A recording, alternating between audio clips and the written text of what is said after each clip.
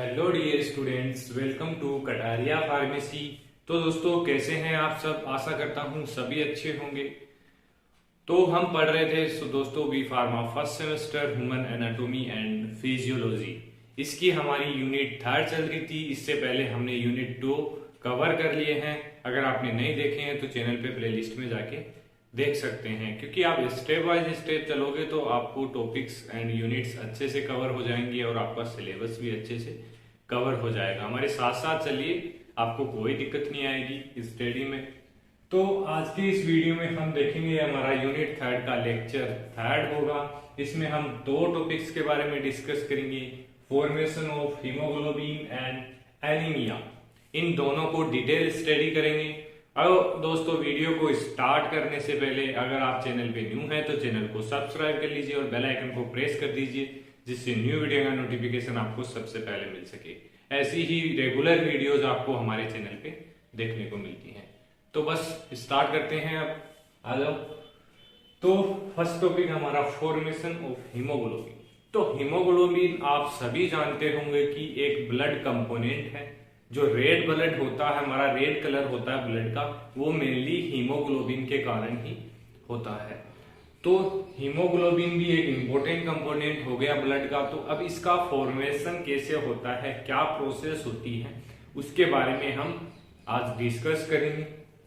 Complete इसकी जो flow chart है वो भी हम देखेंगे। पहले देख लेते हैं कि क्या होता है, इंट्रोडक्शन देख लेते हैं। It is A red pigment. Red pigment है, इसीलिए ब्लड का कलर रेड होता है इस हीमोग्लोबिन की प्रेजेंस में। Present in RBC of blood. RBC red colour है, आरबीसी के कारण ही जो ब्लड है हमारा रेड होता है आरबीसी में, क्योंकि हीमोग्लोबिन प्रेजेंट होता है। It is a conjugated protein और chromoprotein. It is made up of iron and protein. ये आयरन और प्रोटीन से मिलकर बना होता है हमारा haemoglobin. And its molecular weight is 68,000। इसका मोलिकुलर वेट होता है, जो एक हीमोग्लोबिन मोलिक्यूल होगा उसका वेट है। तो अब इसकी प्रोसेस देख लेते हैं कि जो हीमोग्लोबिन है रेड ब्लड सेल के अंदर प्रेजेंट है, उसका फॉर्मेशन कैसे होगा। तो फर्स्ट इसमें कंपोनेंट आएंगे सक्सिनाइल कोएंजाइम प्लस ग्लाइसिन, दोनों कंबाइंड करेंगे। मतलब ये फर्स्ट स्टार्टिंग मॉलिक्यूल हो गए हीमोग्लोबिन फॉर्मेशन के लिए। सक्सिनाइल कोएंजाइम प्लस ग्लाइसिन दोनों ऐड होंगे और ये ALA सिंथेस और पिरिडोक्सोल फॉस्फेट की प्रेजेंस में ये बनाएंगे alpha amino beta keto adipic acid. ये इनकी प्रेजेंस, सिंथेसिस की प्रेजेंस में ये मॉलिक्यूल बनाएंगे alpha amino beta keto adipic acid.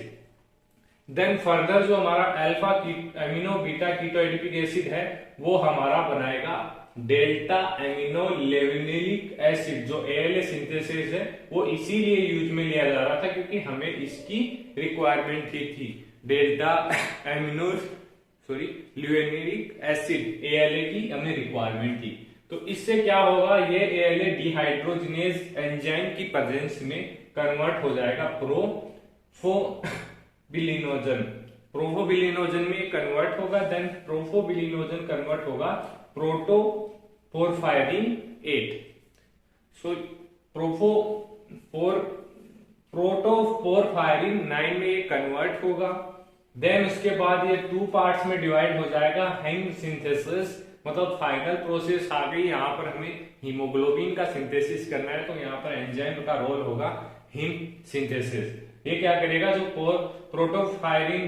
प्रोटोपोरफायरिन 9 है उसको हिम और फेरस आयन में डिवाइड कर देगा।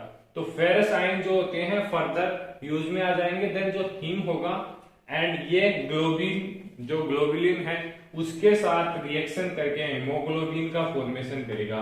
तो जो हीमोग्लोबिन है उसके अंदर हिम होगा 5% एंड 95% ग्लोबिन इसके अंदर प्रेजेंट होगा। तो ये कंप्लीट प्रोसेस है। अगर आपको हीमोग्लोबिन फॉर्मेशन के बारे में पूछता है तो ज्यादा से ज्यादा आपको 5 मार्क्स में पूछ लेगा, तो आप इतना लिख देंगे वो भी बहुत होता है आपके लिए।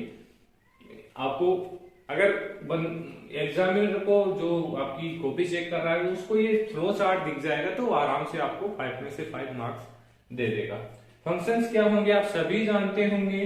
Transport of oxygen to tissue, mainly जो हमारा हीमोग्लोबिन है उसी के द्वारा होता है कि उसमें 4 मॉलिक्यूल जुड़े हुए होते हैं ऑक्सीजन के। Transport of CO2 to lungs, CO2 को लंग्स में ट्रांसफर करता है जिससे वो बाहर एग्जिट कर सके। Maintain acid base balance, acid base balance भी इसके अंदर होता है, एज ए बफर वर्क करता है।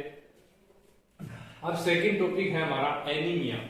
एनीमिया एक ब्लड डिसऑर्डर है, मतलब ब्लड में कोई अबनॉर्मेलिटी होगी तो उसको अपन एनीमिया बोलते हैं। मतलब अबनॉर्मेलिटी को तो नहीं बोल सकते लेकिन ब्लड की कमी भी बोल सकते हैं हम, क्योंकि इसमें जो ब्लड सेल्स होती हैं, आरबीसी होती हैं, उनकी जो अमाउंट है, नंबर है, वो काउंट है, कम हो जाता है, इसके अंदर डिक्रीज हो जाता है, इसलिए इसको एनीमिया बोलते हैं। आगे देखते हैं, आपको काफी हद तक समझ में आ जाएगा। मतलब ये कि ज्यादातर जो मदर्स होती हैं उनमें जो डेथ का कारण है वो एनीमिया ही देखा गया है वर्ल्ड वाइड में। तो डेफिनेशन देख लेते हैं एनीमिया की। एनीमिया एंड विदाउट, मतलब इसमें जो वर्ड है एन, फर्स्ट वर्ड है एन, उसका मतलब है विदाउट, और इनिया का मतलब हो गया ब्लड, मतलब विदाउट ब्लड, मतलब ब्लड की इसके अंदर कमी हो रही है। तो इसकी डेफिनेशन देख लेते हैं। Anaemia is a decrease in the RBC count, haemoglobin and haematocrit. RBC के अलावा haemoglobin, haematocrit value resulting in a lower ability for blood to carry oxygen to body tissue. जिससे क्या होगा, अगर हीमोग्लोबिन एंड आरबीसी कम, जैसे RBC कम हुआ तो obviously haemoglobin भी कम हो जाएगा। तो हीमोग्लोबिन कम होगा तो जो ऑक्सीजन ब्लड ट्रांसफर करता है टिश्यूज में तो वो ट्रांसफर नहीं हो पाएगा, तो carry oxygen to body tissue ये डिक्रीज हो जाएगा। तो मतलब ये एक प्रॉपर डेफिनेशन हो गई एनीमिया की। आपको 2 मार्क्स में एनीमिया की डेफिनेशन पूछे तो आप इतना लिख सकते हैं और एक डायग्राम भी आप बना सकते हैं, तो आपको कोई भी मतलब आपके 1 मार्क्स भी इसमें से नहीं काट सकता। तो ये एक नॉर्मल सेल है, इसके अंदर है मतलब normal amount of red blood cells, इसमें कंप्लीट नॉर्मल अमाउंट में प्रेजेंट है, और एक एनीमिक अमाउंट ऑफ आरबीसी, मतलब इसमें आरबीसी की जो नंबर काउंट है वो डिक्रीज हो जाता है। तो ये समझ में आ रहा होगा इस डायग्राम से। आगे देख लेते हैं पैथोफिजियोलॉजी क्या है, मतलब कैसे डेवलप होगा एक एनीमिया डिजीज। तो इसमें फर्स्ट क्या होगा, decrease in RBC, haemoglobin, haematocrit level ये डिक्रीज होगा। तो क्या होगा, डिमिनिश्ड O2 कैरिंग कैपेसिटी, जो O2 कैरिंग कैपेसिटी होती है ब्लड की वो डिक्रीज होगी, जिससे क्या होगा, हाइपोक्सिया होगा, and hypoxia induce effect on oxygen functions. तो हाइपोक्सिया का मतलब बॉडी में ऑक्सीजन की कमी होना। देन उससे क्या होगा, sign and symptoms of anaemia आपको बॉडी के अंदर देखने को मिलेंगे। तो क्या है इसके साइन और symptoms, easy fatigue and loss of energy, मतलब थकान ज्यादा होगी, और जो लॉस एनर्जी मतलब एनर्जी बिल्कुल भी बॉडी के अंदर नहीं होगी, मतलब आप कंप्लीटली एनर्जी लेस हो जाएंगे।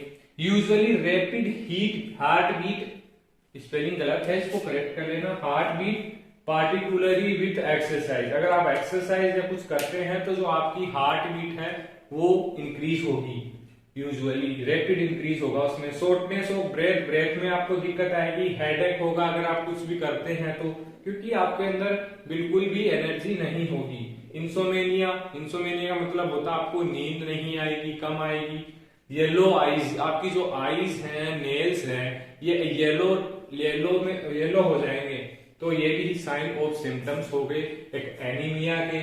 हम टाइप ऑफ एनीमिया देख लेते हैं, डिटेल स्टडी नहीं करेंगे इनके बारे में क्योंकि इतना ज्यादा हमें स्टडी नहीं करना है। एनीमिया आ जाए तो आपको डेफिनेशन लिख दिया नॉर्मल, और कुछ कैरेक्टरिस्टिक्स आपको पता है इसके इंट्रोडक्शन में वो लिख सकते हैं, देन डेफिनेशन और पैथोफिजियोलॉजी लिख दिया, और साइन एंड सिम्टम्स लिख दिया। टाइप पूछ रहा है तो टाइप आपको या तो 2 मार्क्स में पूछ लेगा कि टाइप ऑफ एनीमिया कितने टाइप्स के होते हैं, 2 टाइप्स लिखिए, ऐसा कुछ पूछ सकता है आपको। तो फर्स्ट है आयरन डेफिशिएंसी एनीमिया। किस कारण से हो सकता है कि बॉडी के अंदर आयरन की कमी हो जाए, इसीलिए देखा जाता है कि जो गर्ल्स होती हैं उनको आयरन की टेबलेट दी जाती हैं ज्यादातर, वो इसी कारण दी जाती है कि उनमें एनीमिया ना हो सके, क्योंकि उनमें जो मेंस्ट्रुअल साइकिल है पीरियड्स में उनमें ब्लड लॉस हो जाता है, इस कारण से ब्लड की कमी होने के चांसेस बढ़ जाते हैं, तो इसी वजह उन्हें आयरन की गोलियां खाने के लिए डॉक्टर सलाह देता है।